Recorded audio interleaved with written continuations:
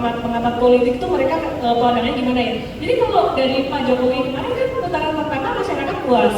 Kemudian terpilih lagi, something happened, nggak ada signifikan. Kalau yang dulu dari Pak SBY, ini saya nyontek dari pengamat politik ya, saya sempat dengar Pak Yunarto Wijaya atau Pak Toto, beliau sempat ngomong, kita lihat data aja waktu itu tingkat kepuasannya terhadap Presiden SBY itu gimana, kecintaan masyarakat terhadap beliau. Apakah beliau masyarakat menginginkan keberlanjutan atau perubahan? Sebenarnya tidak harus selalu keberlanjutan, dilihat dari tingkat kepuasan masyarakat itu tadi. Jadi sebenarnya satu hal yang saya ingin simpulkan, saya ingin highlight buat Bapak Ibu semuanya, tidak perlu terlalu takut atau khawatir siapapun presiden yang terpilih. Karena Indonesia itu sudah kuat dengan sendirinya. Kenapa bisa begitu? Indonesia itu adalah negara anti krisis, quote-unquote. Kalau resesi pun masih sementara aja. Mengapa? Karena demografi Indonesia yang sangat besar, ditenangin Pak ya. Oke, demografi Indonesia sangat besar, juga penduduk sangat besar, dan mereka itu sangat konsumtif. Semakin ke bawah tingkatan perekonomiannya, jadi middle up, middle down. Yang middle down justru malah semakin suka belanja. Dimana kemarin ketika pandemi 2020, memang hotel, restoran mungkin banyak yang tutup, banyak yang susah. Tapi secara online, masyarakat itu masih tetap belanja. Dan GDP Indonesia 50-60% itu dari belanja masyarakatnya, belanja penduduknya. Jadi jika ekspornya turun, jika belanja negaranya turun, masih nggak apa-apa. Kenapa? Indonesia will survive siapapun presidennya. Mau ada seandainya ya, jangan sampai tapi ada presiden yang kayak Donald Trump tiba-tiba suka nge-tweet gitu, berubah gitu. Itu pun Indonesia nggak apa-apa. Kenapa? Karena masyarakatnya suka belanja, dan banyak masyarakat di bawah ini yang sebagian besar masyarakatnya itu mereka menyumbang di GDP Indonesia sekitar 50-60%. Ekspor turun, ekonomi melemah, tapi konser semua sold out kok, Miss. Konser sold out, mau di demo juga pokoknya nggak apa-apa ya. Penuh aja pokoknya. Oke. Sebelum kita ke Q&A, Tommy juga pengen banget ini kesempatan luar biasa untuk pelanggan prioritas dari First Media untuk bisa punya sesi yang lebih panjang. Terakhir ini kalau dari saya adalah tentang kondisi politik dulu, konflik Palestina Israel yang sudah berjalan lebih dari 40 hari saat ini, kemudian juga kondisi geopolitik juga Ukraina Rusia juga mungkin masih berdampak juga. Itu seperti apa juga dampaknya dan apa yang mungkin bisa kita unlock dari dua kondisi ini ke depannya. Karena untuk konflik sendiri masih berjalan dan belum tahu nih, karena Amerika ternyata masih cukup kuat gitu ya posisinya, dan Indonesia sebenarnya juga sudah menyampaikan statement politik kita juga seputar konflik ini. Gimana nih, Miss? Jadi Indonesia ini seperti yang saya bilang tadi, satu negara yang sebenarnya bisa dibilang surga dunia. Posisinya strategis, sangat strategis sekali. Secara sumber daya alam juga strategis. Sebelum kita bicara tentang perang Israel Palestina, saya akan flashback dulu ke perang Rusia Ukraina, di mana waktu itu terjadi embargo, boykot, larangan untuk ekspor, larangan impor, larangan membeli batu bara dari Rusia. Di mana ketika Amerika melakukan itu, yang pusing justru Amerika dan Eropa itu sendiri. Kenapa? Karena mereka membutuhkan batu bara dari Rusia, dan batu bara itu diperlukan benar-benar seperti kebutuhan mereka, terutama ketika winter.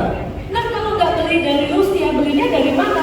Dari Indonesia, di mana Indonesia itu merupakan salah satu eksportir batu bara, nikel, dan juga sumber daya alam lain yang termasuk terbesar di dunia. Nah, kita bicara sekarang kalau perang Israel dan Palestina, sekarang masih belum ada dampak yang signifikan terhadap pergerakan harga komoditas. Sampai jika meskipun sudah ada fatwa haram untuk beberapa brand. Oh, nanti saya bahas lagi nanti. Okay. Ya, jadi kalau kita bicara komoditasnya dulu, komoditas ini kita akan menunggu sampai seandainya jika ada larangan, ada embargo, ada boykot terhadap penggunaan minyak dari negara-negara tersebut, itu akan bikin harga minyak naik. Maka dari itu kita watch untuk emiten-emiten minyak itu bisa terdampak positif jika ada hal seperti itu. Tapi tentunya kita berharap semuanya damai-damai aja lah ya. Kita cuan dari saham yang lain juga bisa ya. Oke. Nah, sekarang kita bicara tentang saham-saham yang mungkin ada isu boykot dengan kaitannya dengan perang ini, mungkin boleh di share Ya, untuk kita mau tunjukin. chat beberapa Bisa saatnya. ya. Yang menarik ini, ya mungkin bisa di oke. Ya. Ini beberapa brand yang mungkin sempat jadi highlight kemarin ya. Sebentar, mungkin untuk Bapak Ibu yang ada di belakang, ada layar di belakang Anda juga Bapak Ibu. Kalau mungkin tidak terlihat, di sebelah sana juga ada. Kita akan coba bahas ini kira-kira dampaknya seperti apa untuk dampak boykot ini sendiri untuk pemilihan saham. Sebenarnya ini kalau ditanya dampaknya apa, biarkan angka yang bicara. Bisa di next terus, nanti saya akan jelasin di next terus. Back. Aduh, chartnya mana sih? Gak ada ya chartnya ya?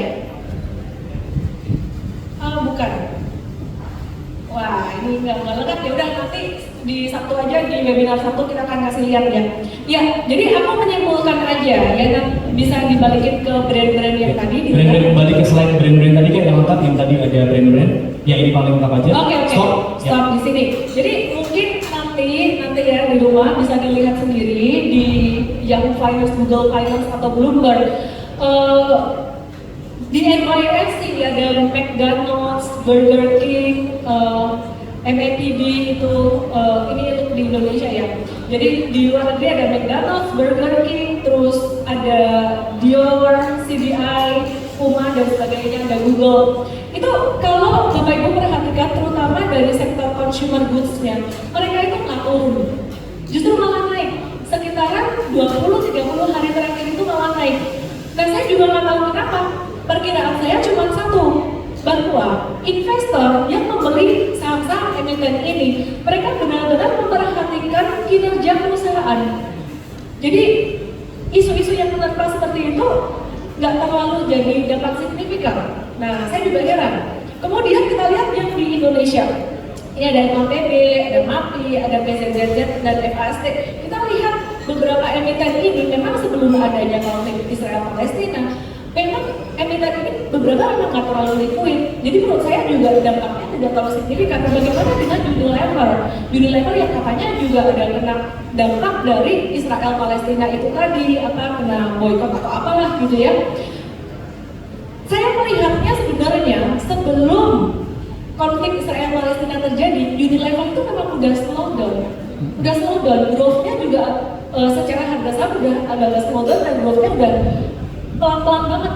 Jadi menurut saya tuh dampak dari isu boykot tersebut ke harga saham secara langsung itu belum tercermin.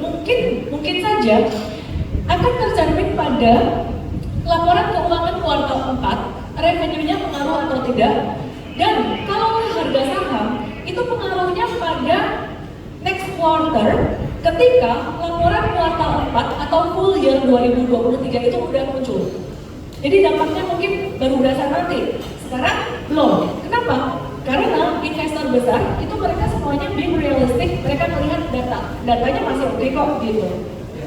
Jadi seperti itu.